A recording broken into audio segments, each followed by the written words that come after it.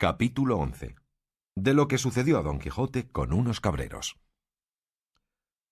Fue recogido de los cabreros con buen ánimo, y habiendo Sancho lo mejor que pudo acomodado a Rocinante y a su jumento, se fue tras el olor que despedían de sí ciertos tasajos de cabra que hirviendo al fuego en un caldero estaban. Y aunque él quisiera en aquel mismo punto ver si estaban en sazón de trasladarlos del caldero al estómago, lo dejó de hacer porque los cabreros los quitaron del fuego, y tendiendo por el suelo unas pieles de ovejas, aderezaron con mucha priesa su rústica mesa, y convidaron a los dos con muestras de muy buena voluntad, con lo que tenían. Sentáronse a la redonda de las pieles 6 de ellos, que eran los que en la majada había, habiendo primero con groseras ceremonias rogado a Don Quijote que se sentase sobre un dornajo que vuelto del revés le pusieron. Sentóse Don Quijote, y quedábase Sancho en pie para servirle la copa, que era hecha de cuerno. Viéndole en pie, su amo le dijo: «Porque veas, Sancho, el bien que en sí encierra la andante caballería, y cuán a pique están los que en cualquiera ministerio de ella se ejercitan de venir brevemente a ser honrados y estimados del mundo, quiero que aquí a mi lado, y en compañía de esta buena gente, te sientes, y que seas una misma cosa conmigo, que soy tu amo y natural señor, que comas en mi plato y bebas por donde yo bebiere, porque de la caballería andante se puede decir lo mismo que del amor se dice, que todas las cosas iguala». «Gran merced», dijo Sancho, «pero sé decir a vuestra merced que como yo tuviese bien de comer, también y mejor me lo comería en pie y a mis solas como sentado a la par de un emperador. Y aun si va a decir verdad, mucho mejor me sabe lo que como en mi rincón sin melindres ni respetos, aunque sea pan y cebolla, que los gallipavos de otras mesas, donde me sea forzoso mascar despacio, beber poco, limpiarme a menudo, no estornudar ni toser, si me viene en gana, ni hacer otras cosas que la soledad y la libertad traen consigo. Así que, señor mío, estas honras que vuestra merced quiere darme por ser ministro y adherente de la caballería andante, como lo soy siendo escudero de vuestra merced, conviértalas en otras cosas que me sean de más cómodo y provecho, que éstas, aunque las doy por bien recibidas, las renuncio para desde aquí al fin del mundo. Con todo eso, te has de sentar, porque a quien se humilla, Dios le ensalza». Y asiéndole por el brazo, le forzó a que junto a él se sentase. No entendían los cabreros aquella jerigonza de escuderos y de caballeros andantes, y no hacían otra cosa que comer y callar y mirar a sus huéspedes, que con mucho donaire y gana embaulaban tasajo como el puño. Acabado el servicio de carne, tendieron sobre las zaleas gran cantidad de bellotas avellanadas, y juntamente pusieron un medio queso más duro que si fuera hecho de argamasa. No estaba en esto ocioso el cuerno, porque andaba a la redonda tan a menudo, ya lleno, ya vacío, como arcaduz de noria, que con facilidad vació un zaque de 2 que estaban de manifiesto. Después que Don Quijote hubo bien satisfecho su estómago, tomó un puño de bellotas en la mano, y mirándolas atentamente soltó la voz a semejantes razones: «Dichosa edad y siglos dichosos aquellos a quien los antiguos pusieron nombre de dorados, y no porque en ellos el oro, que en esta nuestra edad de hierro tanto se estima, se alcanzase en aquella venturosa sin fatiga alguna, sino porque entonces los que en ella vivían ignoraban estas 2 palabras de tuyo y mío. Eran en aquella santa edad todas las cosas comunes. A nadie le era necesario para alcanzar su ordinario sustento tomar otro trabajo que alzar la mano y alcanzarle de las robustas encinas, que liberalmente les estaban convidando con su dulce y sazonado fruto. Las claras fuentes y corrientes ríos, en magnífica abundancia, sabrosas y transparentes aguas les ofrecían. En las quiebras de las peñas y en lo hueco de los árboles formaban su república las solícitas y discretas abejas, ofreciendo a cualquiera mano, sin interés alguno, la fértil cosecha de su dulcísimo trabajo. Los valientes alcornoques despedían de sí sin otro artificio que el de su cortesía, sus anchas y livianas cortezas, con que se comenzaron a cubrir las casas, sobre rústicas estacas sustentadas, no más que para defensa de las inclemencias del cielo. Todo era paz entonces, todo amistad, todo concordia. Aún no se había atrevido la pesada reja del corvo arado a abrir ni visitar las entrañas piadosas de nuestra primera madre, que ella, sin ser forzada, ofrecía por todas las partes de su fértil y espacioso seno, lo que pudiese hartar, sustentar y deleitar a los hijos que entonces la poseían. Entonces sí que andaban las simples y hermosas zagalejas de valle en valle, y de otero en otero, en trenza y en cabello, sin más vestidos de aquellos que eran menester para cubrir honestamente lo que la honestidad quiere, y ha querido siempre que se cubra. Y no eran sus adornos de los que ahora se usan, a quien la púrpura de Tiro y la por tantos modos martirizada seda encarecen, sino de algunas hojas verdes de lampazos y yedra entretejidas, con lo que quizá iban tan pomposas y compuestas como van ahora nuestras cortesanas, con las raras y peregrinas invenciones que la curiosidad ociosa les ha mostrado. Entonces se declaraban los conceptos amorosos del alma simple y sencillamente, del mismo modo y manera que ella los concebía, sin buscar artificioso rodeo de palabras para encarecerlos. No había la fraude, el engaño ni la malicia mezcládose con la verdad y llaneza. La justicia se estaba en sus propios términos, sin que la osasen turbar ni ofender los del favor y los del interese, que tanto ahora la menoscaban, turban y persiguen. La ley del encaje aún no se había sentado en el entendimiento del juez, porque entonces no había qué juzgar ni quién fuese juzgado. Las doncellas y la honestidad andaban, como tengo dicho, por dondequiera sola y señera, sin temor que la ajena desenvoltura y lascivo intento le menoscabasen,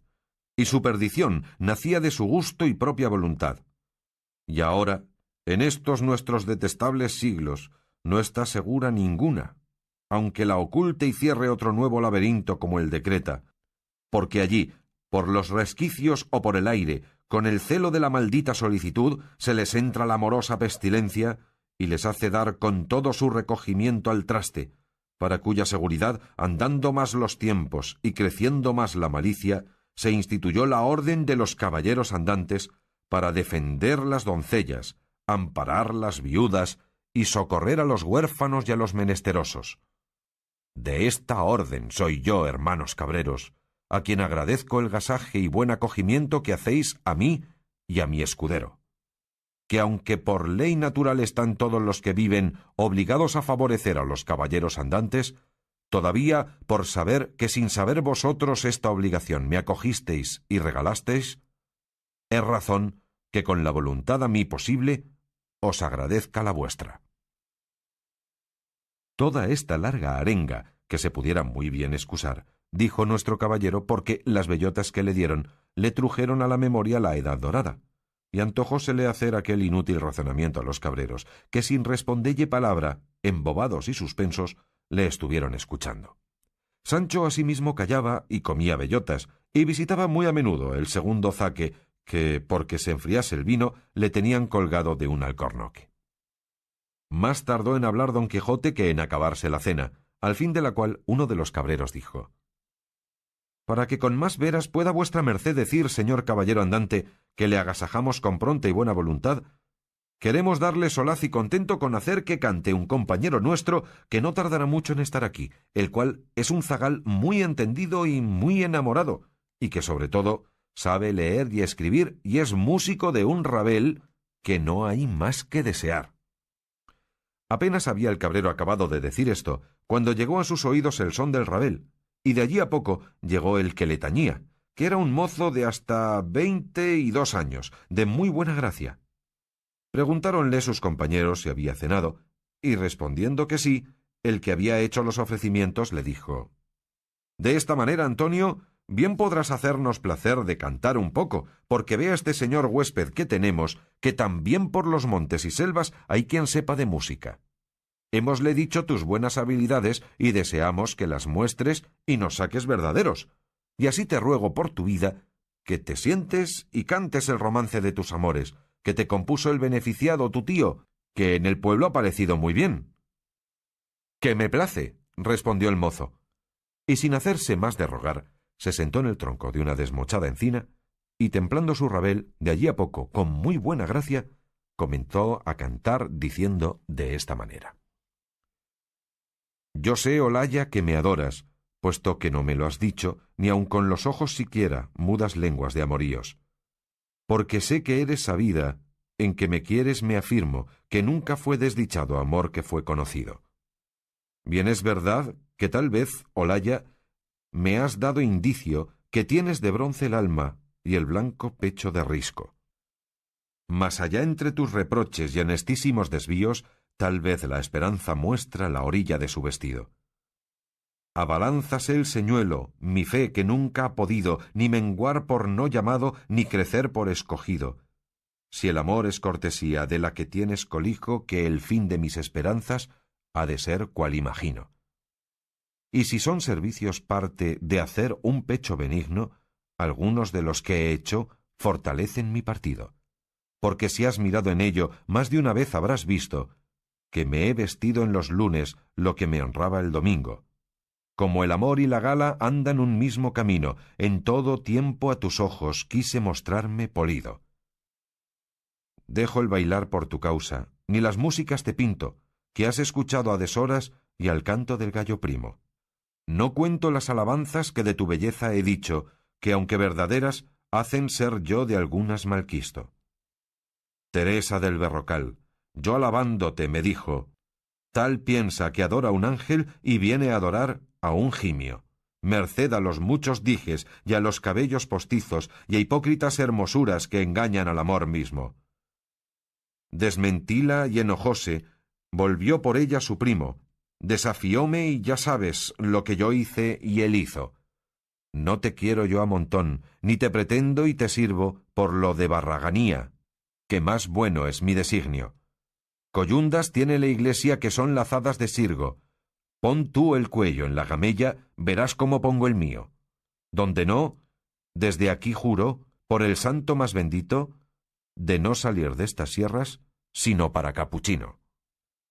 Con esto dio el cabrero fin a su canto, y aunque don Quijote le rogó que algo más cantase, no lo consintió Sancho Panza, porque estaba más para dormir que para oír canciones. Y así dijo a su amo: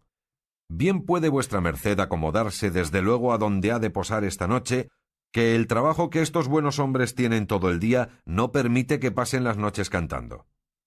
Ya te entiendo, Sancho, le respondió don Quijote, que bien se me trasluce que las visitas del zaque piden más recompensa de sueño que de música. A todos nos sabe bien, bendito sea Dios, respondió Sancho. No lo niego, replicó don Quijote, pero acomódate tú donde quisieres, que los de mi profesión mejor parecen velando que durmiendo. Pero con todo esto sería bien, Sancho, que me vuelvas a curar esta oreja, que me va doliendo más de lo que es menester. Hizo Sancho lo que se le mandaba, y viendo uno de los cabreros la herida, le dijo que no tuviese pena, que él pondría remedio con que fácilmente se sanase. Y tomando algunas hojas de romero, de mucho que por allí había, las mascó y las mezcló con un poco de sal, y aplicándoselas en la oreja, se la vendó muy bien, asegurándole que no había menester otra medicina. Y así fue, la verdad. Capítulo 12. De lo que contó un cabrero a los que estaban con don Quijote. Estando en esto, llegó otro mozo de los que les traían de la aldea el bastimento y dijo: ¿Sabéis lo que pasa en el lugar, compañeros? ¿Cómo lo podemos saber?, respondió uno de ellos. Pues sabed, prosiguió el mozo, que murió esta mañana aquel famoso pastor estudiante llamado Grisóstomo, y se murmura que ha muerto de amores de aquella endiablada moza de Marcela, la hija de Guillermo el Rico, aquella que se anda en hábito de pastora por esos andurriales. Por Marcela, dirás, dijo uno. Por esa digo, respondió el cabrero, y es lo bueno que mandó en su testamento que le enterrasen en el campo como si fuera moro, y que sea al pie de la peña donde está la fuente del Alcornoque, porque según es fama y él dicen que lo dijo, aquel lugar es donde él la vio la vez primera. Y también mandó otras cosas tales que los abades del pueblo dicen que no se han de cumplir, ni es bien que se cumplan, porque parecen de gentiles. A todo lo cual responde aquel gran su amigo Ambrosio, el estudiante, que también se vistió de pastor con él, que se ha de cumplir todo sin faltar nada, y como lo dejó mandado Grisóstomo, y sobre esto anda el pueblo alborotado. Mas a lo que se dice, en fin se hará lo que Ambrosio y todos los pastores sus amigos quieren, y mañana le vienen a enterrar con gran pompa a donde tengo dicho. y tengo para mí que ha de ser cosa muy de ver. A lo menos yo no dejaré de ir a verla, si supiese no volver mañana al lugar. Todos haremos lo mismo, respondieron los cabreros, y echaremos suertes a quién ha de quedar a guardar las cabras de todos. Bien dices, Pedro, dijo uno, aunque no será menester usar de esa diligencia, que yo me quedaré por todos. Y no lo atribuyas a virtud y a poca curiosidad mía, sino a que no me dejan dar el garrancho que el otro día me pasó este pie. Con todo eso te lo agradecemos, respondió Pedro. Y don Quijote rogó a Pedro le dijese qué muerto era aquel y qué pastora aquella, a lo cual Pedro respondió que lo que sabía era que el muerto era un hijodalgo rico, vecino de un lugar que estaba en aquellas sierras, el cual había sido estudiante muchos años en Salamanca, al cabo de los cuales había vuelto a su lugar con opinión de muy sabio y muy leído. Principalmente decían que sabía la ciencia de las estrellas y de lo que pasan allá en el cielo el sol y la luna, porque puntualmente nos decía el cris del sol y de la luna. Eclipse se llama, amigo, que no cris, el escurecerse esos dos luminares mayores, dijo don Quijote. Mas Pedro, no reparando en niñerías, prosiguió su cuento diciendo: asimismo, adivinaba cuándo había de ser el año abundante o estil. Estéril, queréis decir, amigo, dijo don Quijote. Estéril o estil, respondió Pedro, que todo se sale allá. Y digo que con esto que se decía se hicieron su padre y sus amigos, que le daban crédito, muy ricos, porque hacían lo que él les aconsejaba, diciéndoles: sembrad este año cebada, no trigo. En este podéis sembrar garbanzos y no cebada. El que viene será de guilla de aceite. Los 3 siguientes no se cogerá gota. Esa ciencia se llama astrología, dijo don Quijote. No sé yo cómo se llama, replicó Pedro, mas sé que todo esto sabía y aún más. Finalmente no pasaron muchos meses después que vino de Salamanca, cuando un día remaneció vestido de pastor con su cayado y pellico, habiéndose quitado los hábitos largos que como escolar traía, y juntamente se vistió con él de pastor otro su grande amigo, llamado Ambrosio, que había sido su compañero en los estudios. Olvidábaseme de decir cómo Grisóstomo, el difunto, fue grande hombre de componer coplas, tanto que él hacía los villancicos para la noche del nacimiento del Señor y los autos para el día de Dios, que los representaban los mozos de nuestro pueblo, y todos decían que eran por el cabo. Cuando los del lugar vieron tan de improviso vestidos de pastores a los 2 escolares, quedaron admirados y no podían adivinar la causa que les había movido a hacer aquella tan extraña mudanza. Ya en este tiempo era muerto el padre de nuestro Grisóstomo, y él quedó heredado en mucha cantidad de hacienda, así en muebles como en raíces, y en no pequeña cantidad de ganado, mayor y menor, y en gran cantidad de dineros, de todo lo cual quedó el mozo señor desoluto, y en verdad que todo lo merecía, que era muy buen compañero y caritativo y amigo de los buenos, y tenía una cara como una bendición.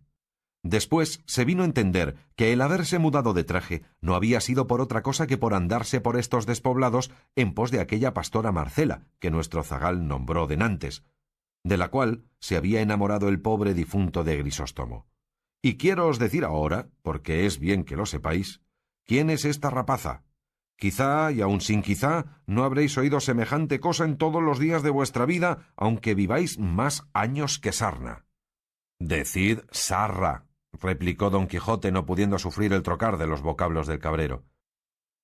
Harto vive la sarna, respondió Pedro, y si es, señor, que me habéis de andar zahiriendo a cada paso los vocablos, no acabaremos en un año. Perdonad, amigo, dijo don Quijote, que por haber tanta diferencia de sarna a sarra os lo dije, pero vos respondisteis muy bien, porque vive más sarna que sarra, y proseguid vuestra historia, que no replicaré más en nada. Digo, pues, señor mío de mi alma, dijo el cabrero,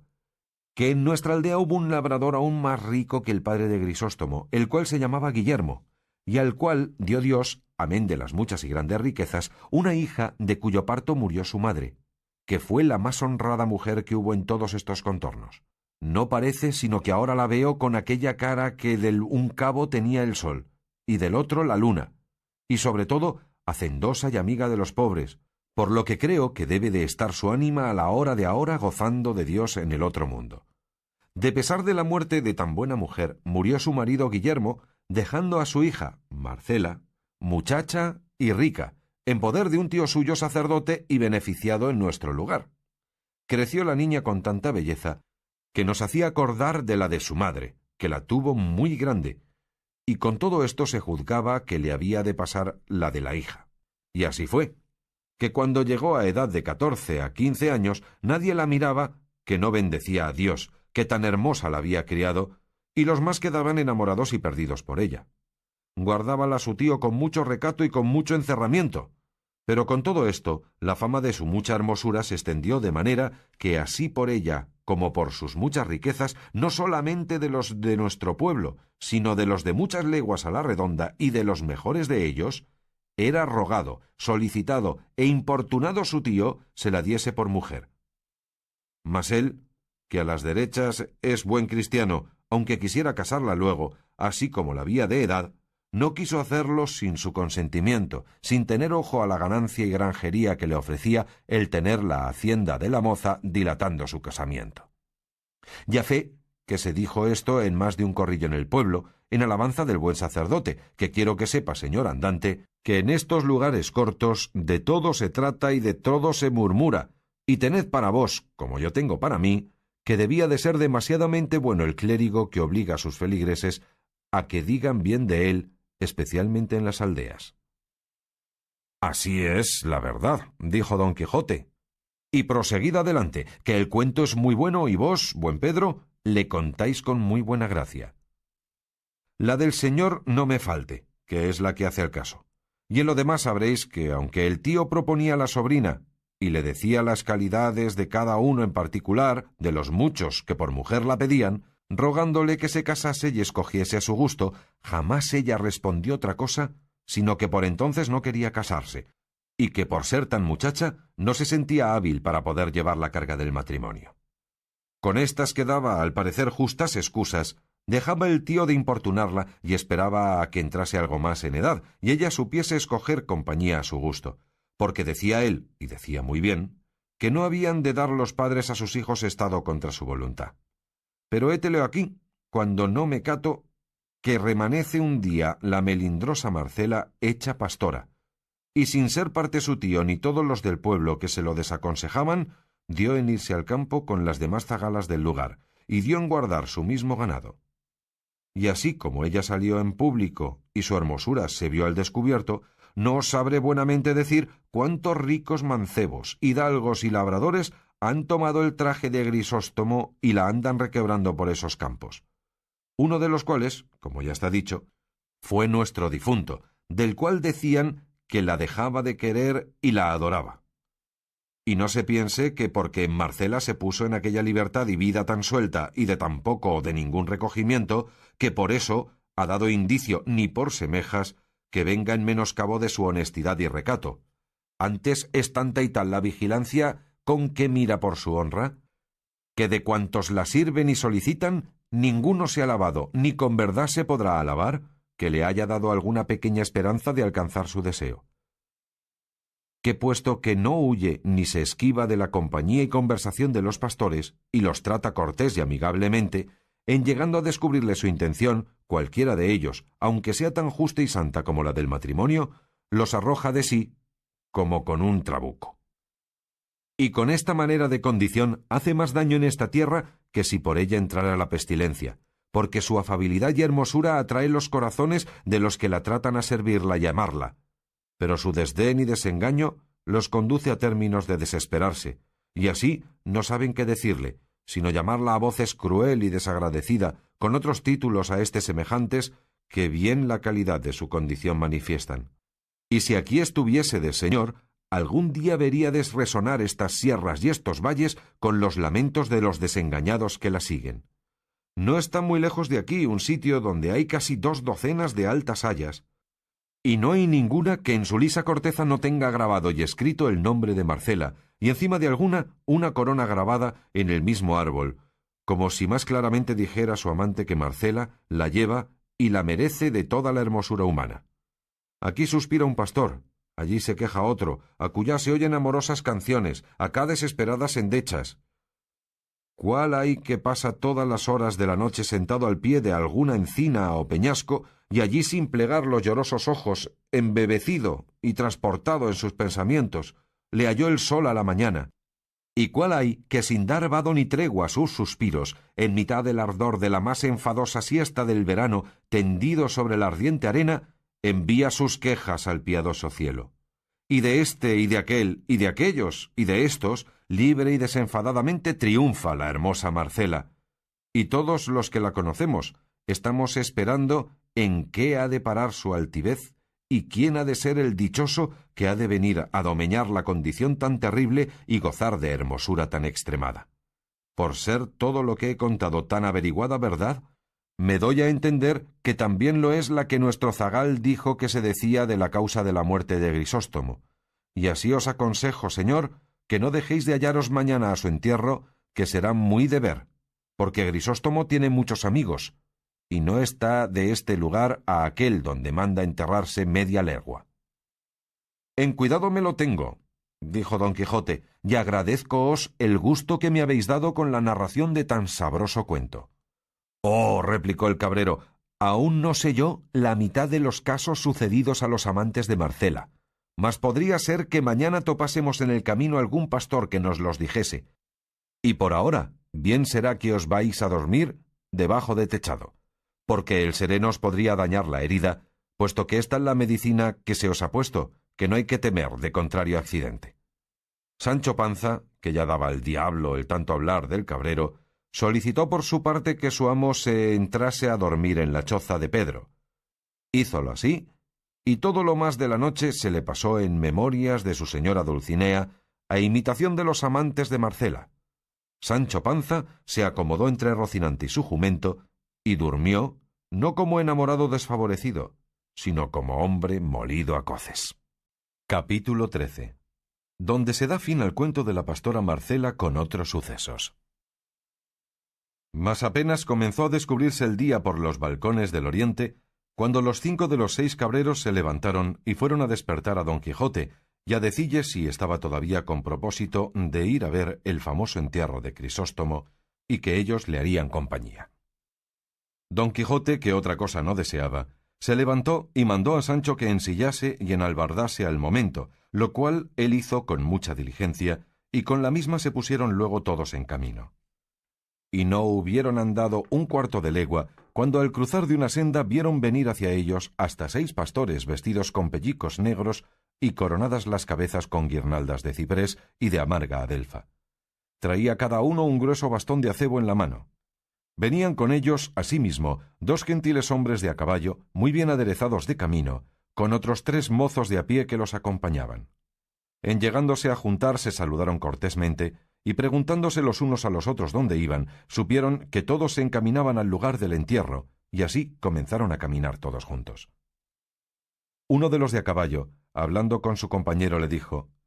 «Paréceme, señor Vivaldo, que habemos de dar por bien empleada la tardanza que hiciéramos en ver este famoso entierro, que no podrá dejar de ser famoso según estos pastores nos han contado extrañezas así del muerto pastor como de la pastora homicida». «Así me lo parece a mí», respondió Vivaldo, «y no digo yo hacer tardanza de un día, pero de 4 la hiciera a trueco de verle». Preguntóles don Quijote qué era lo que habían oído de Marcela y Grisóstomo. El caminante dijo que aquella madrugada habían encontrado con aquellos pastores, y que por haberles visto en aquel tan triste traje, les habían preguntado la ocasión, por qué iban de aquella manera. Que uno de ellos se lo contó, contando la extrañeza y hermosura de una pastora llamada Marcela, y los amores de muchos que la recuestaban, con la muerte de aquel Crisóstomo a cuyo entierro iban. Finalmente, él contó todo lo que Pedro a don Quijote había contado. Cesó esta plática, y comenzóse otra, preguntando el que se llamaba Vivaldo a don Quijote qué era la ocasión que le movía a andar armado de aquella manera por tierra tan pacífica. A lo cual respondió don Quijote: «La profesión de mi ejercicio no consiente ni permite que yo ande de otra manera. El buen paso, el regalo y el reposo allá se inventó para los blandos cortesanos. Mas el trabajo, la inquietud y las armas sólo se inventaron e hicieron para aquellos que el mundo llama caballeros andantes, de los cuales yo, aunque indigno, soy el menor de todos». Apenas le oyeron esto, cuando todos le tuvieron por loco. Y por averiguarlo más y ver qué género de locura era el suyo, le tornó a preguntar Vivaldo que qué quería decir caballeros andantes. «¿No han vuestras mercedes leído», respondió don Quijote, «los anales e historias de Ingalaterra, donde se tratan las famosas fazañas del rey Arturo, que comúnmente en nuestro romance castellano llamamos el rey Artús, de quien es tradición antigua y común en todo aquel reino de la Gran Bretaña, que este rey no murió, sino que por arte de encantamiento se convirtió en cuervo, y que andando los tiempos ha de volver a reinar y a cobrar su reino y cetro, a cuya causa no se probará que desde aquel tiempo a éste haya ningún inglés muerto cuervo alguno? Pues en tiempo de este buen rey fue instituida aquella famosa orden de caballería de los caballeros de la tabla redonda, y pasaron sin faltar un punto los amores que allí se cuentan de don Lanzarote del Lago con la reina Ginebra, siendo medianera de ellos y sabidora aquella tan honrada dueña Quintañona, de donde nació aquel tan sabido romance y tan decantado en nuestra España de «Nunca fuera caballero de damas tan bien servido como fuera Lanzarote, cuando de Bretaña vino, con aquel progreso tan dulce y tan suave de sus amorosos y fuertes fechos, pues desde entonces, de mano en mano, fue aquella orden de caballería extendiéndose y dilatándose por muchas y diversas partes del mundo, y en ella fueron famosos y conocidos por sus fechos el valiente Amadís de Gaula, con todos sus hijos y nietos, hasta la quinta generación, y el valeroso Felixmarte de Hircania, y el nunca como se debe alabado Tirante el Blanco, y casi que en nuestros días vimos y comunicamos y oímos al invencible y valeroso caballero don Belianís de Grecia. Esto, pues, señores, es ser caballero andante. Y la que he dicho es la orden de su caballería, en la cual, como otra vez he dicho, yo, aunque pecador, he hecho profesión, y lo mismo que profesaron los caballeros referidos, profeso yo. Y así me voy por estas soledades y despoblados buscando las aventuras, con ánimo deliberado de ofrecer mi brazo y mi persona a la más peligrosa que la suerte me depare en ayuda de los flacos y menesterosos». Por estas razones que dijo, acabaron de enterarse los caminantes que era don Quijote falto de juicio y del género de locura que lo señoreaba, de lo cual recibieron la misma admiración que recibían todos aquellos que de nuevo venían en conocimiento de ella. Y Vivaldo, que era persona muy discreta y de alegre condición, por pasar sin pesadumbre el poco camino que decían que les faltaba, al llegar a la sierra del entierro quiso darle ocasión a que pasase más adelante con sus disparates, y así le dijo: «Paréceme, señor caballero andante, que vuestra merced ha profesado una de las más estrechas profesiones que hay en la tierra, y tengo para mí que aun la de los frailes cartujos no es tan estrecha». «Tan estrecha bien podía ser», respondió nuestro don Quijote, «pero tan necesaria en el mundo no estoy en 2 dedos de ponello en duda, porque si va a decir verdad, no hace menos el soldado que pone en ejecución lo que su capitán le manda que el mismo capitán que se lo ordena.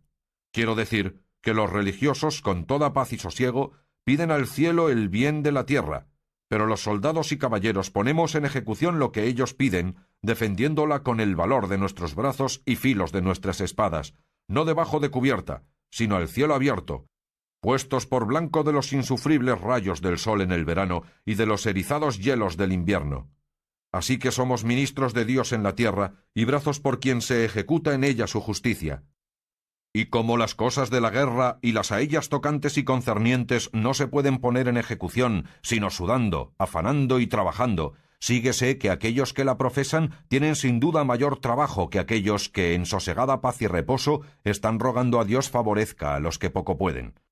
No quiero yo decir, ni me pasa por pensamiento, que es tan buen estado el de caballero andante como el de encerrado religioso. Solo quiero inferir, por lo que yo padezco, que sin duda es más trabajoso y más aporreado, y más hambriento y sediento, miserable, roto y piojoso, porque no hay duda, sino que los caballeros andantes pasados pasaron mucha mala aventura en el discurso de su vida, y si algunos subieron a ser emperadores por el valor de su brazo, a fe que les costó buen porqué de su sangre y de su sudor, y que si a los que tal grado subieron les faltaran encantadores y sabios que los ayudaran, que ellos quedaran bien defraudados de sus deseos y bien engañados de sus esperanzas».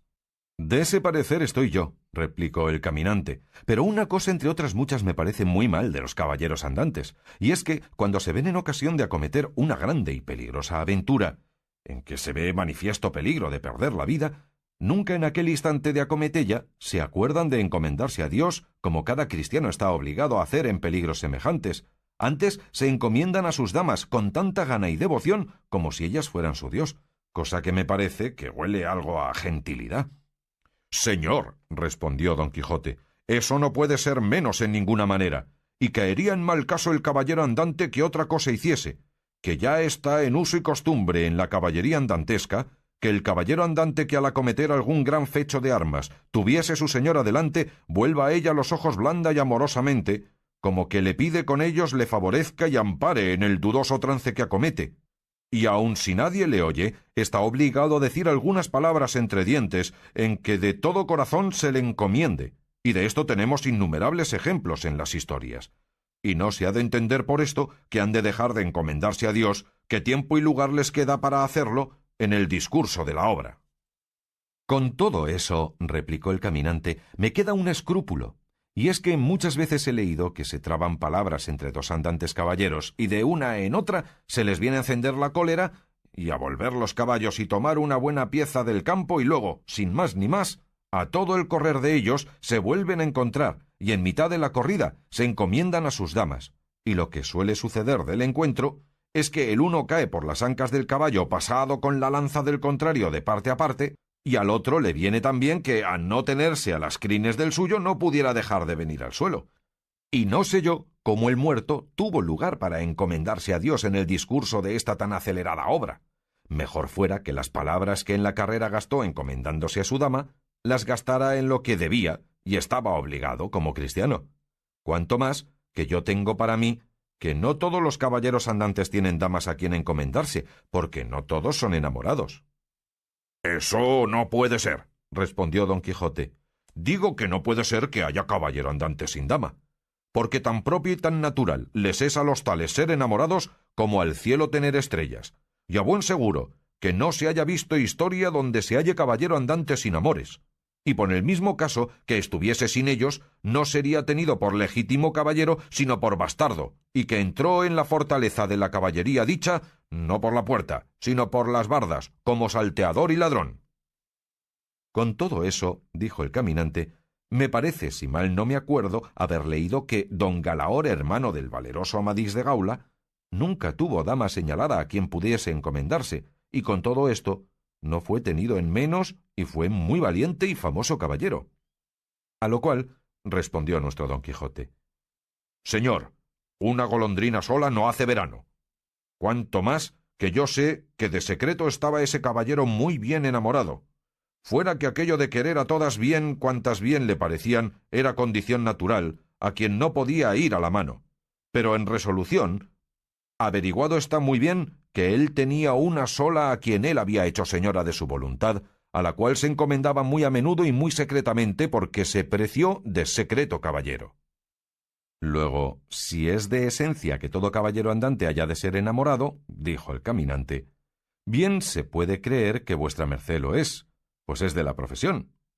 Y si es que vuestra merced no se precia de ser tan secreto como don Galaor, con las veras que puedo le suplico, en nombre de toda esta compañía y en el mío, nos diga el nombre, patria, calidad y hermosura de su dama, que ella se tendría por dichosa de que todo el mundo sepa que es querida y servida de un tal caballero como vuestra merced parece.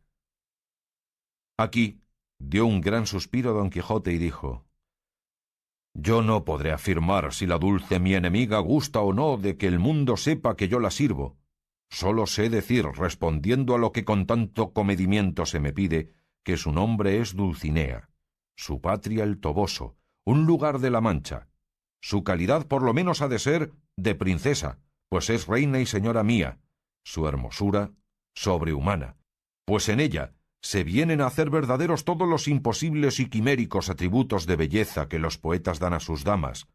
que sus cabellos son oro, su frente campos elíseos, sus cejas arcos del cielo, sus ojos soles, sus mejillas rosas, sus labios corales, perlas sus dientes, alabastro su cuello, mármol su pecho, marfil sus manos, su blancura nieve, y las partes que a la vista humana encubrió la honestidad son tales, según yo pienso y entiendo, que sólo la discreta consideración puede encarecerlas y no compararlas. El linaje, prosapia y alcurnia queríamos saber, replicó Vivaldo. A lo cual respondió Don Quijote: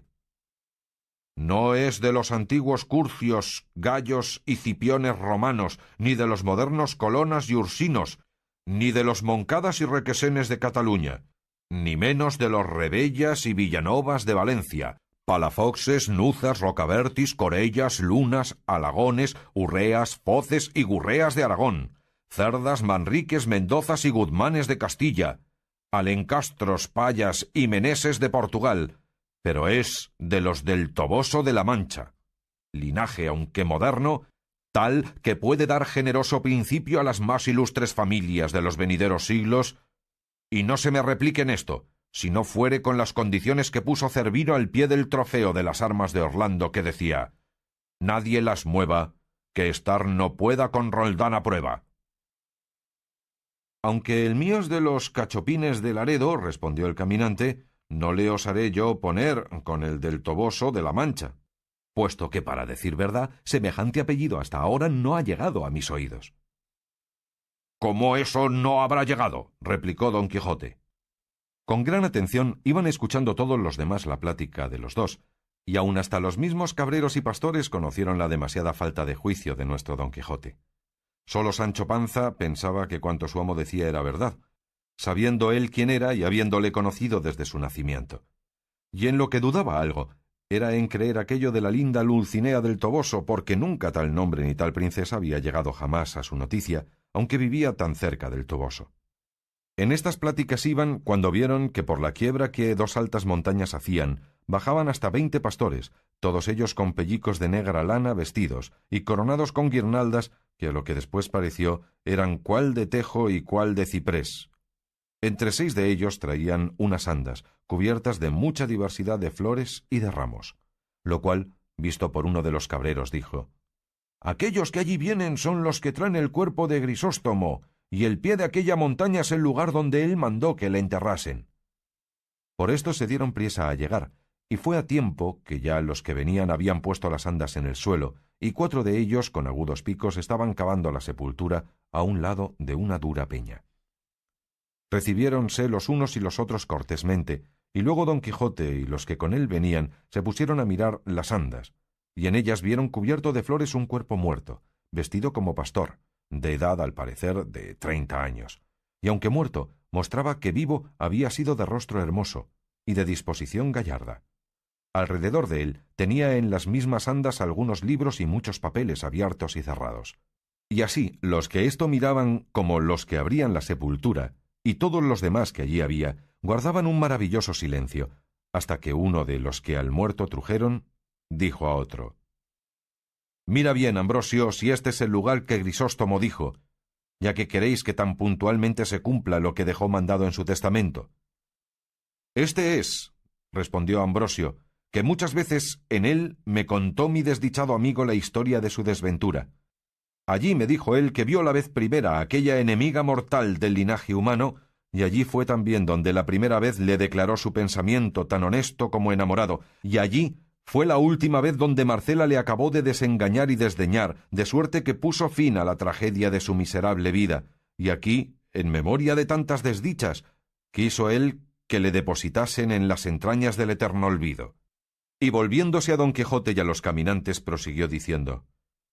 ese cuerpo, señores, que con piadosos ojos estáis mirando, fue depositario de un alma en quien el cielo puso infinita parte de sus riquezas. Ese es el cuerpo de Grisóstomo, que fue único en el ingenio, solo en la cortesía, extremo en la gentileza, fénix en la amistad, magnífico sin tasa, grave sin presunción, alegre sin bajeza, y finalmente, primero en todo lo que es ser bueno, y segundo en todo lo que fue ser desdichado. Quiso bien, fue aborrecido. Adoró, fue desdeñado. Rogó una fiera, importunó a un mármol. Corrió tras el viento, dio voces a la soledad. Sirvió la ingratitud, de quien alcanzó por premio ser despojos de la muerte en la mitad de la carrera de su vida, a la cual dio fin una pastora, a quien él procuraba eternizar para que viviera en la memoria de las gentes, cual lo pudieran mostrar bien esos papeles que estáis mirando, si él no me hubiera mandado que los entregara al fuego en habiendo enterrado su cuerpo a la tierra. De mayor rigor y crueldad usaréis vos con ellos, dijo Vivaldo, que su mismo dueño, pues no es justo ni acertado que se cumpla la voluntad de quien lo que ordena va fuera de todo razonable discurso, y no le tuviera bueno Augusto César si consintiera que se pusiera en ejecución lo que el divino Mantuano dejó en su testamento mandado. Así que, señor Ambrosio, ya que deis el cuerpo de vuestro amigo a la tierra, no queráis dar sus escritos al olvido, que si él ordenó como agraviado, no es bien que vos cumpláis como indiscreto. Antes haced dando la vida a estos papeles, que la tenga siempre la crueldad de Marcela, para que sirva de ejemplo en los tiempos que están por venir a los vivientes, para que se aparten y huyan de caer en semejantes despeñaderos. Que ya sé yo, y los que aquí venimos, la historia de este vuestro enamorado y desesperado amigo, y sabemos la amistad vuestra y la ocasión de su muerte, y lo que dejó mandado al acabar de la vida, de la cual lamentable historia se puede sacar cuánto haya sido la crueldad de Marcela, el amor de Grisóstomo, la fe de la amistad vuestra, con el paradero que tienen los que a rienda suelta corren por la senda que el desvariado amor delante de los ojos les pone. Anoche supimos la muerte de Grisóstomo y que en este lugar había de ser enterrado, y así, de curiosidad y de lástima, dejamos nuestro derecho viaje y acordamos de venir a ver con los ojos lo que tanto nos había lastimado en oillo. Y en pago de esta lástima y del deseo que en nosotros nació de remedialla si pudiéramos, te rogamos, oh discreto Ambrosio, a lo menos yo te lo suplico de mi parte, que dejando de abrasar estos papeles me dejes llevar algunos de ellos. Y sin aguardar que el pastor respondiese, alargó la mano y tomó algunos de los que más cerca estaban, viendo lo cual Ambrosio dijo: por cortesía consentiré que os quedéis, señor, con los que ya habéis tomado, pero pensar que dejaré de abrasar los que quedan es pensamiento vano. Vivaldo, que deseaba ver lo que los papeles decían, abrió luego uno de ellos y vio que tenía por título Canción desesperada. Oyólo Ambrosio y dijo: ese es el último papel que escribió el desdichado, y porque veáis, señor, en el término que le tenían sus desventuras, leedle de forma que seáis oído, que bien os dará lugar a ello el que se tardara en abrir la sepultura. Eso haré yo de muy buena gana, dijo Vivaldo. Y como todos los circunstantes tenían el mismo deseo, se le pusieron a la redonda y él, leyendo en voz clara, vio que así decía. Capítulo 14, donde se ponen los versos desesperados del difunto pastor con otros no esperados sucesos. Canción de Grisóstomo. Ya que quieres, cruel, que se publique de lengua en lengua y de una en otra gente del áspero rigor tuyo la fuerza, haré que el mismo infierno comunique al triste pecho mío un son doliente con que el uso común de mi voz tuerza. Y al par de mi deseo que se esfuerza a decir mi dolor y tus hazañas, de la espantable voz irá el acento y en él mezcladas por mayor tormento pedazos de las míseras entrañas. Escucha, pues, y presta atento oído, no al concertado son, sino al ruido que de lo hondo de mi amargo pecho, llevado de un forzoso desvarío por gusto mío, sale y tu despecho. El rugir del león, del lobo fiero, el temeroso aullido, el silbo horrendo de escamosa serpiente, el espantable baladro de algún monstruo, el agorero graznar de la corneja y el estruendo del viento contrastado en mar inestable, del ya vencido toro el implacable bramido y de la viuda tortolilla el sentible arrullar, el triste canto del envidiado búho con el llanto de toda la infernal negra cuadrilla, salgan con la doliente ánima fuera, mezclados en un son de tal manera que se confundan los sentidos todos, pues la pena cruel que en mí se halla, para cantalla, pide nuevos modos. De tanta confusión no las arenas del padre Tajo irán los tristes ecos, ni del famoso Betis las olivas, que allí se esparcirán mis duras penas en altos riscos y en profundos huecos, con muerta lengua y con palabras vivas, o ya en escuros valles o en esquivas playas desnudas de contrato humano, o adonde el sol jamás mostró su lumbre, o entre la venenosa muchedumbre de fieras que alimenta el libio llano. Que puesto que en los páramos desiertos los ecos roncos de mi mal inciertos suelen con tu rigor, tan sin segundo, por privilegio de mis cortosados, serán llevados por el ancho mundo. Mata un desdén, atierra la paciencia, o verdadera o falsa, una sospecha. Matan los celos con rigor más fuerte, desconcierta la vida larga ausencia. Contra un temor de olvido no aprovecha firme esperanza de dichosa suerte. En todo hay cierta inevitable muerte, mas yo, milagro nunca visto, vivo celoso, ausente, desdeñado y cierto de las sospechas que me tienen muerto. Y en el olvido en quien mi fuego avivo, y entre tantos tormentos, nunca alcanza mi vista a ver en sombra a la esperanza, ni yo, desesperado, la procuro, antes, por extremarme en mi querella, estar sin ella, eternamente juro. ¿Puédese por ventura en un instante esperar y temer, o es bien hacello, siendo las causas del temor más ciertas? Tengo, si el duro celo está delante, de cerrar estos ojos, si he de vello por 1000 heridas en el alma abiertas. ¿Quién no abrirá de par en par las puertas a la desconfianza, cuando mira descubierto el desdén y las sospechas, oh amarga conversión, verdades hechas, y la limpia verdad vuelta en mentira? Oh, en el reino de amor, fieros tiranos celos, ponedme un hierro en estas manos, dame desdén una torcida soga, mas ay de mí, que con cruel victoria vuestra memoria el sufrimiento ahoga. Yo muero, en fin, y porque nunca espere buen suceso en la muerte ni en la vida, pertinaz estaré en mi fantasía. Diré que va acertado el que bien quiere, y que es más libre el alma más rendida a la de amor, antigua tiranía. Diré que la enemiga siempre mía, hermosa el alma como el cuerpo tiene, y que su olvido de mi culpa nace, y que en fe de los males que nos hace, amor su imperio en justa paz mantiene. Y con esta opinión y un duro lazo, acelerando el miserable plazo a quien han conducido sus desdenes, ofreceré a los vientos cuerpo y alma, sin lauro o palma, de futuros bienes. Tú, que con tantas sinrazones muestras la razón que me fuerza a que la haga a la cansada vida que aborrezco, pues ya ves que te da notorias muestras esta del corazón profunda llaga, de cómo alegre a tu rigor me ofrezco, si por dicha conoces que merezco que el cielo claro de tus bellos ojos en mi muerte se turbe, no lo hagas, que no quiero que en nada satisfagas al darte de mi alma los despojos. Antes con risa en la ocasión funesta descubre que el fin mío fue tu fiesta. Mas gran simpleza es avisarte de esto, pues sé que está tu gloria conocida, que en mi vida llegue al fin tan presto. Venga, que es tiempo ya, del hondo abismo, tántalo con su sed, Sísifo venga con el peso terrible de su canto.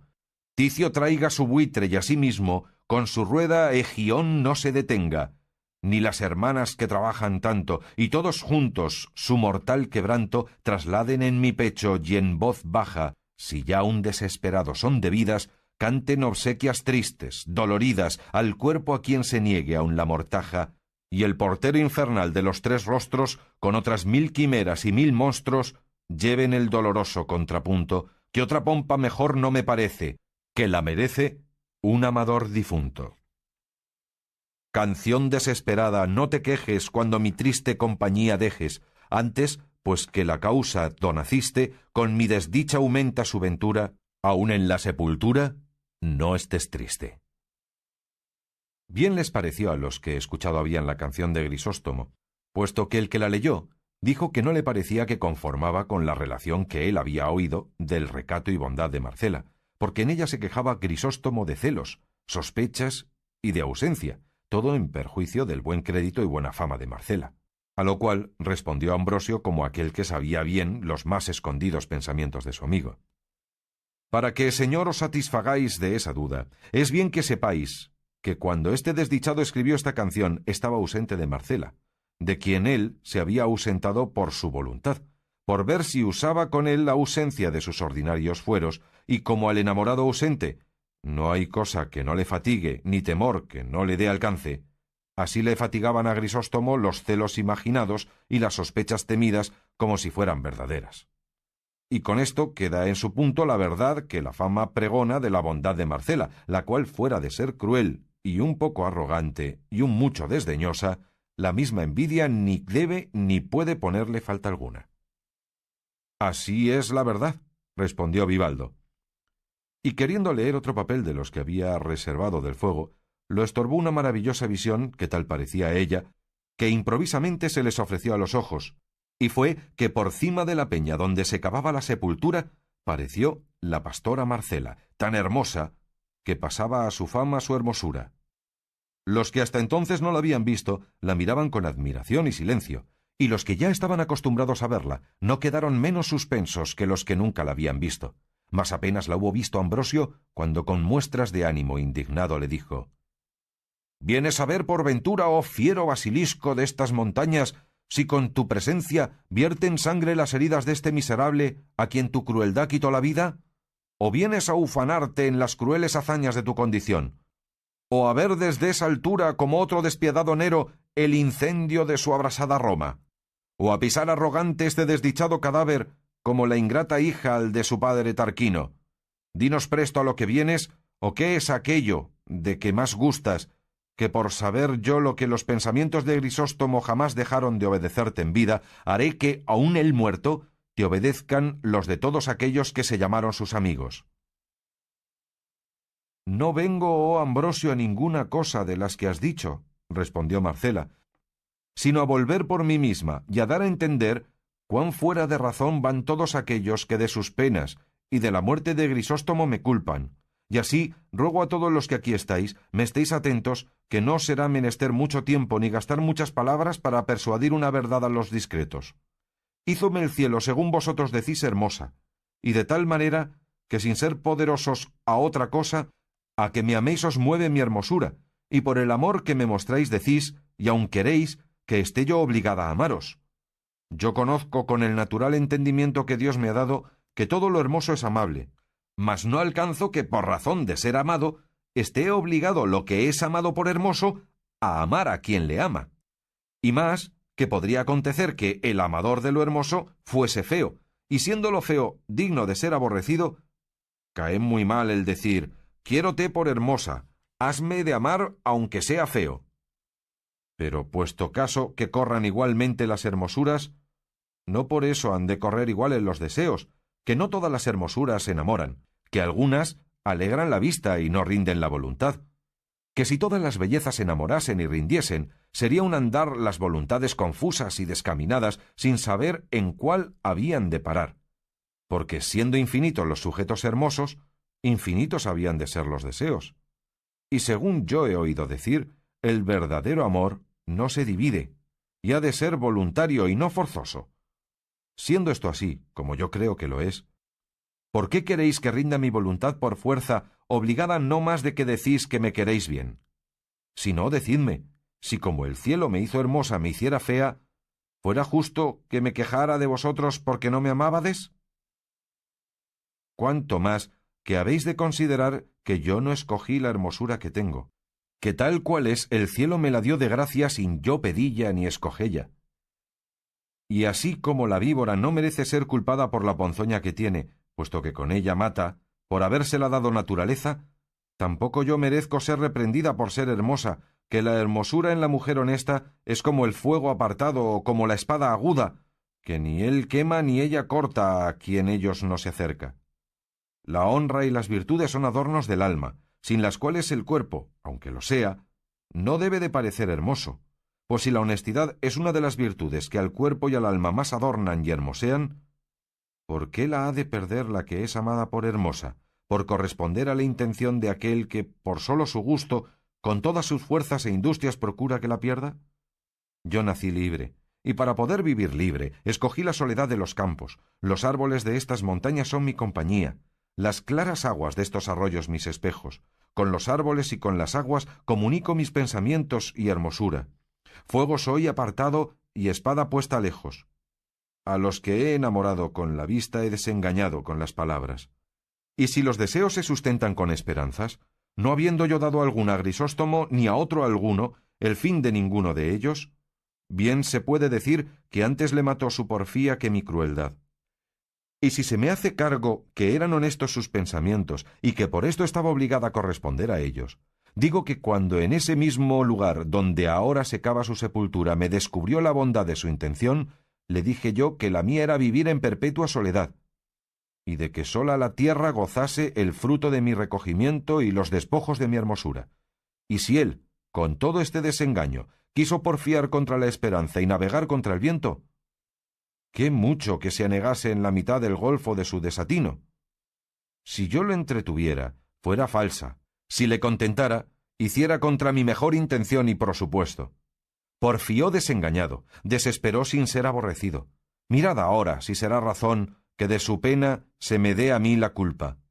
Quéjese el engañado, desespérese aquel a quien le faltaron las prometidas esperanzas. Confíese el que yo llamare, ufánese el que yo admitiere. Pero no me llame cruel ni homicida aquel a quien yo no prometo, engaño, llamo ni admito. El cielo, aún hasta ahora, no ha querido que yo ame por destino, y el pensar que tengo de amar por elección es excusado. Este general desengaño sirva a cada uno de los que me solicitan de su particular provecho, y entiéndase de aquí adelante que si alguno por mí muriere, no muere de celoso ni desdichado, porque quien a nadie quiere a ninguno debe dar celos, que los desengaños no se han de tomar en cuenta de desdenes. El que me llama fiera y basilisco, déjeme como cosa perjudicial y mala. El que me llama ingrata no me sirva. El que desconocida no me conozca. Quien cruel no me siga. Que esta fiera, este basilisco, esta ingrata, esta cruel y esta desconocida, ni los buscará, servirá, conocerá, ni seguirá en ninguna manera. Que si a Grisóstomo mató su impaciencia y arrojado deseo, ¿por qué se ha de culpar mi honesto proceder y recato? Si yo conservo mi limpieza con la compañía de los árboles, ¿por qué ha de querer que la pierda el que quiere que la tenga con los hombres? Yo, como sabéis, tengo riquezas propias, y no codicio las ajenas. Tengo libre condición, y no gusto de sujetarme. Ni quiero ni aborrezco a nadie, no engaño a éste ni solicito a aquel. Ni burlo con uno ni me entretengo con el otro. La conversación honesta de las zagalas de estas aldeas y el cuidado de mis cabras me entretiene. Tienen mis deseos por término estas montañas, y si de aquí salen, es a contemplar la hermosura del cielo, pasos con que camina el alma a su morada primera. Y en diciendo esto, sin querer oír respuesta alguna, volvió las espaldas y se entró por lo más cerrado de un monte que allí cerca estaba, dejando admirados tanto de su discreción como de su hermosura a todos los que allí estaban. Y algunos dieron muestras de aquellos que de la poderosa flecha de los rayos de sus bellos ojos estaban heridos, de quererla seguir, sin aprovecharse del manifiesto desengaño que habían oído. Lo cual, visto por Don Quijote, pareciéndole que allí venía bien usar de su caballería, socorriendo a las doncellas menesterosas, puesta la mano en el puño de su espada, en altas e inteligibles voces, dijo: «Ninguna persona, de cualquier estado y condición que sea, se atreva a seguir a la hermosa Marcela so pena de caer en la furiosa indignación mía. Ella ha mostrado con claras y suficientes razones la poca o ninguna culpa que ha tenido en la muerte de Grisóstomo y cuán ajena vive de condescender con los deseos de ninguno de sus amantes, a cuya causa es justo que en lugar de ser seguida y perseguida, sea honrada y estimada de todos los buenos del mundo, pues muestra que en él ella es sola la que con tan honesta intención vive». O ya que fuese por las amenazas de Don Quijote, o porque Ambrosio les dijo que concluyesen con lo que a su buen amigo debían, ninguno de los pastores se movió ni apartó de allí, hasta que acabada la sepultura y abrasados los papeles de Grisóstomo, pusieron su cuerpo en ella, no sin muchas lágrimas de los circunstantes.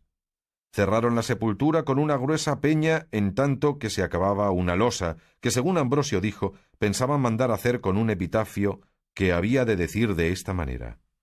«Yace aquí de un amador el mísero cuerpo helado, que fue pastor de ganado, perdido por desamor. Murió a manos del rigor de una esquiva hermosa ingrata, con quien su imperio dilata la tiranía de amor». Luego esparcieron por la cima de la sepultura muchas flores y ramos, y dando todos el pésame a su amigo Ambrosio, se despidieron de él. Lo mismo hicieron Vivaldo y su compañero, y Don Quijote se despidió de sus huéspedes y de los caminantes, los cuales le rogaron se viniese con ellos a Sevilla, por ser lugar tan acomodado a hallar aventuras, que en cada calle y tras cada esquina se ofrecen más que en otro alguno. Don Quijote les agradeció el aviso y el ánimo que mostraban de hacerle merced, y dijo que por entonces no quería ni debía ir a Sevilla hasta que hubiese despejado todas aquellas sierras de ladrones malandrines, de quien era fama que todas estaban llenas. Viendo su buena determinación, no quisieron los caminantes importunarle más, sino tornándose a despedir de nuevo, le dejaron y prosiguieron su camino, en el cual no les faltó de qué tratar, así de la historia de Marcela y Grisóstomo, como de las locuras de Don Quijote, el cual determinó de ir a buscar a la pastora Marcela y ofrecerle todo lo que él podía en su servicio. Mas no le avino como él pensaba, según se cuenta en el discurso de esta verdadera historia, dando aquí fin la segunda parte. Capítulo 15, donde se cuenta la desgraciada aventura que se topó Don Quijote en topar con unos desalmados yangüeses. Cuenta el sabio Cide Hamete Benengeli que así como Don Quijote se despidió de sus huéspedes y de todos los que se hallaron al entierro del pastor Grisóstomo, él y su escudero se entraron por el mismo bosque donde vieron que se había entrado la pastora Marcela, y habiendo andado más de 2 horas por él buscándola por todas partes sin poder hallarla, vinieron a parar a un prado lleno de fresca hierba, junto del cual corría un arroyo apacible y fresco, tanto que convidó y forzó a pasar allí las horas de la siesta que rigurosamente comenzaba ya a entrar. Apeáronse Don Quijote y Sancho, y dejando el jumento y a Rocinante a sus anchuras pa' hacer de la mucha hierba que allí había, dieron saco a las alforjas, y sin ceremonia alguna, en buena paz y compañía, amo y mozo comieron lo que en ellas hallaron. No se había curado Sancho de echar sueltas a Rocinante, seguro de que le conocía por tan manso y tan poco rijoso que todas las yeguas de la dehesa de Córdoba no le hicieran tomar un mal siniestro. Ordenó pues la suerte y el diablo, que no todas veces duerme,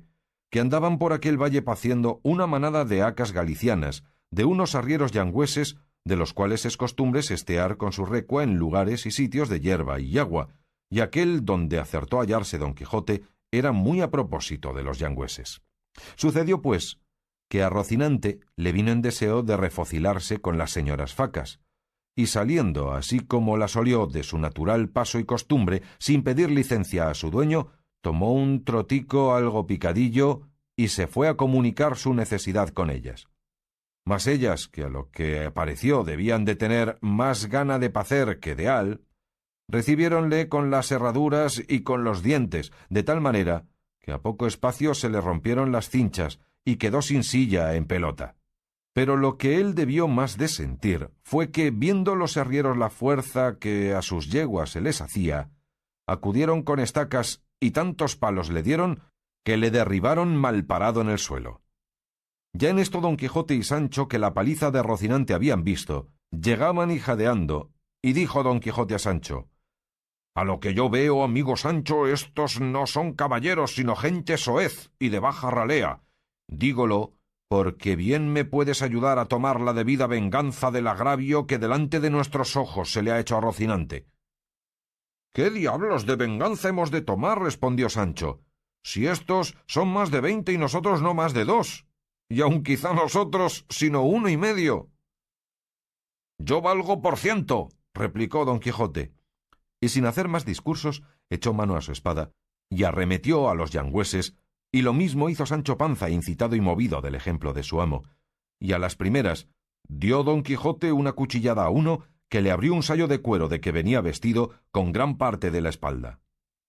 Los yangüeses, que se vieron maltratar de aquellos 2 hombres solos, siendo ellos tantos, acudieron a sus estacas y, cogiendo a los 2 en medio, comenzaron a menudear sobre ellos con grande ahínco y vehemencia.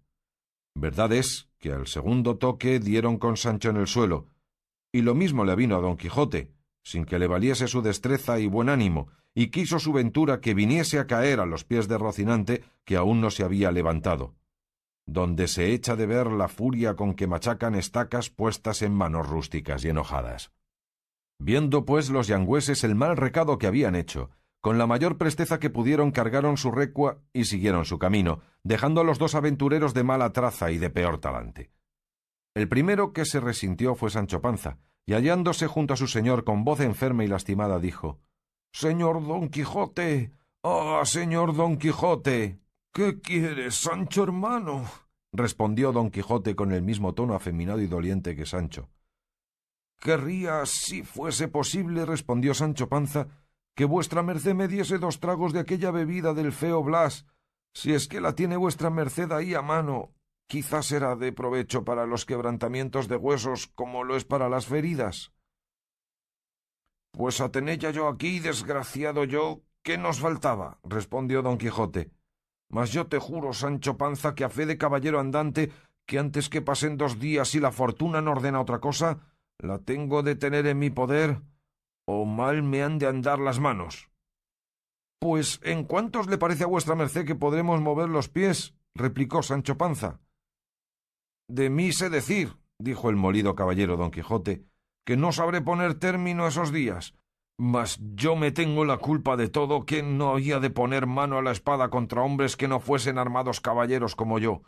Y así creo que en pena de haber pasado las leyes de la caballería, ha permitido el Dios de las batallas que se me diese este castigo. Por lo cual, Sancho Panza, conviene que estés advertido en esto que ahora te diré, porque importa mucho a la salud de entrambos. Y es que cuando veas que semejante canalla nos hace algún agravio, no aguardes a que yo ponga mano a la espada para ellos, porque no lo haré en ninguna manera, sino pon tu mano a tu espada y castígalos muy a tu sabor. Que si en su ayuda y defensa acudieren caballeros, yo te sabré defender y ofendellos con todo mi poder, que ya habrás visto por 1000 señales y experiencias hasta dónde se extiende el valor de este mi fuerte brazo. Tal quedó de arrogante el pobre señor con el vencimiento del valiente vizcaíno, mas no le pareció tan bien a Sancho Panza el aviso de su amo que dejase de responder diciendo: Señor, yo soy hombre pacífico, manso, sosegado, y sé disimular cualquier injuria porque tengo mujer y hijos que sustentar y criar. Así que séale a vuestra merced también aviso, pues no puede ser mandato, que en ninguna manera pondré mano a la espada, ni contra villano ni contra caballero, y que desde aquí para adelante de Dios perdono cuantos agravios me han hecho y han de hacer, ora me los haya hecho, haga o haya de hacer persona alta o baja, rico o pobre, hidalgo o pechero, sin exceptar estado ni condición alguna. Lo cual, oído por su amo, le respondió: Quisiera tener aliento para poder hablar un poco descansado y que el dolor que tengo en esta costilla se aplacara tanto cuanto para darte a entender, Panza, en el error en que estás. Ven acá, pecador. Si el viento de la fortuna hasta ahora tan contrario en nuestro favor se vuelve, llevándonos las velas del deseo para que seguramente y sin contraste alguno tomemos puerto en alguna de las ínsulas que te tengo prometida, ¿qué sería de ti si ganándola yo te hiciese señor de ella? Pues lo vendrás a imposibilitar por no ser caballero ni quererlo ser, ni tener valor ni intención de vengar tus injurias y defender tu señorío, porque has de saber que en los reinos y provincias nuevamente conquistados nunca están tan quietos los ánimos de sus naturales ni tan de parte del nuevo señor, que no se tengan temor de que han de hacer alguna novedad para alterar de nuevo las cosas y volver, como dicen, a probar ventura. Y así es menester que el nuevo posesor tenga entendimiento para saberse gobernar y valor para ofender y defenderse en cualquier acontecimiento. En este que ahora nos ha acontecido, respondió Sancho, quisiera yo tener ese entendimiento y ese valor que vuestra merced dice, mas yo le juro a fe de pobre hombre que más estoy para bizmas que para pláticas. Mire vuestra merced si se puede levantar y ayudaremos a Rocinante, aunque no lo merece, porque él fue la causa principal de todo este molimiento. Jamás tal creí de Rocinante, que le tenía por persona casta y tan pacífica como yo. En fin, bien dicen que es menester mucho tiempo para venir a conocer las personas, y que no hay cosa segura en esta vida. ¿Quién dijera que tras aquellas tan grandes cuchilladas como vuestra merced dio aquel desdichado caballero andante que había de venir por la posta y en seguimiento suyo esta tan grande tempestad de palos que ha descargado sobre nuestras espaldas? Aun las tuyas, Sancho, replicó don Quijote, deben de estar hechas a semejantes nublados, pero las mías, criadas entre sinabafas y holandas, claro está que sentirán más el dolor de esta desgracia, y si no fuese porque imagino, ¿qué digo imagino? Sé muy cierto que todas estas incomodidades son muy ajenas al ejercicio de las armas, aquí me dejaría morir de puro enojo. A esto replicó el escudero: Señor, ya que estas desgracias son de la cosecha de la caballería, dígame vuestra merced si suceden muy a menudo o si tienen sus tiempos limitados en que acaecen, porque me parece a mí que a 2 cosechas quedaremos inútiles para la tercera, si Dios por su infinita misericordia no nos socorre.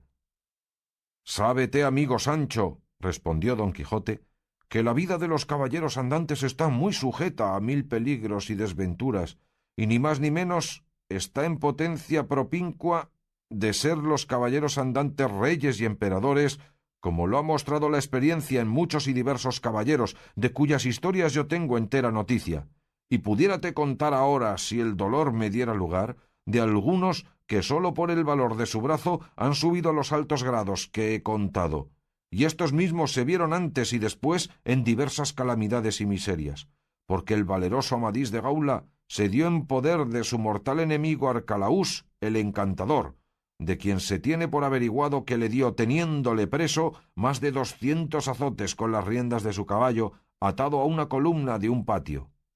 Y hay un autor secreto, y de no poco crédito, que dice que habiendo cogido el caballero del Febo con una cierta trampa, que se le hundió debajo de los pies en un cierto castillo, y al caer se halló en una honda sima debajo de tierra, atado de pies y manos, y allí le echaron a una de estas que llaman melecinas, de agua de nieve y arena, de lo que llegó muy al cabo, y si no fuera socorrido en aquella gran cuita de un sabio grande amigo suyo, lo pasara muy mal el pobre caballero. Y así que bien puedo yo pasar entre tanta buena gente, que mayores afrentas son las que éstos pasaron, que no las que ahora nosotros pasamos. Porque quiero hacerte sabidor, Sancho, que no afrentan las heridas que se dan con los instrumentos que acaso se hallan en las manos, y esto está en la ley del duelo, escrito por palabras expresas, que si el zapatero da a otro con la horma que tiene en la mano, puesto que verdaderamente es de palo, no por eso se dirá que quede apaleado aquel a quien dio con ella. Digo esto porque no pienses que puesto que quedamos de esta pendencia molidos, quedamos afrentados, porque las armas que aquellos hombres traían, con que nos machacaron, no eran otras que sus estacas, y ninguno de ellos, a lo que se me acuerda, tenía estoque, espada ni puñal. No me dieron a mí lugar, respondió Sancho, a que mirasen tanto, porque apenas puse mano a mi tizona cuando me santiguaron los hombros con sus pinos, de manera que me quitaron la vista de los ojos y la fuerza de los pies, dando conmigo a donde ahora llago, y a donde no me da pena alguna el pensar si fue afrenta o no lo de los estacazos, como me la da el dolor de los golpes, que me han de quedar tan impresos en la memoria como en las espaldas. Con todo esto te hago saber, hermano Panza, replicó don Quijote, que no hay memoria a quien el tiempo no acabe, ni dolor que muerte no le consuma. Pues qué mayor desdicha puede ser, replicó Panza, de aquella que aguarda el tiempo que la consuma y a la muerte que la acabe. Si esta nuestra desgracia fuera de aquellas que con un par de biznas se curan, aun no tan malo, pero voy viendo que no han de bastar todos los emplastos de un hospital para ponerlas en buen término siquiera. Déjate de eso y saca fuerzas de flaqueza, Sancho, respondió don Quijote, que así haré yo, y veamos cómo está Rocinante, que a lo que me parece no le ha cabido al pobre la menor parte de esta desgracia. No hay de qué maravillarse de eso, respondió Sancho, siendo él tan buen caballero andante. De lo que yo me maravillo es de que mi jumento haya quedado libre y sin costas, donde nosotros salimos sin costillas. Siempre deja la ventura una puerta abierta en las desdichas para dar remedio a ellas, dijo don Quijote. Dígolo porque esa bestezuela podrá suplir ahora la falta de Rocinante, llevándome a mí desde aquí a algún castillo donde sea curado de mis feridas. Y más que no tendré a deshonra a tal caballería, porque me acuerdo haber leído que aquel buen viejo Sileno, ayo y pedagogo del alegre dios de la risa, cuando entró en la ciudad de las 100 puertas, iba muy a su placer caballero sobre un muy hermoso asno. Verdad será que en él debía ir caballero como vuestra merced dice, respondió Sancho, pero hay grande diferencia del ir caballero al ir atravesado como costal de basura. A lo cual respondió don Quijote, las feridas que se reciben en las batallas antes dan honra que le quitan.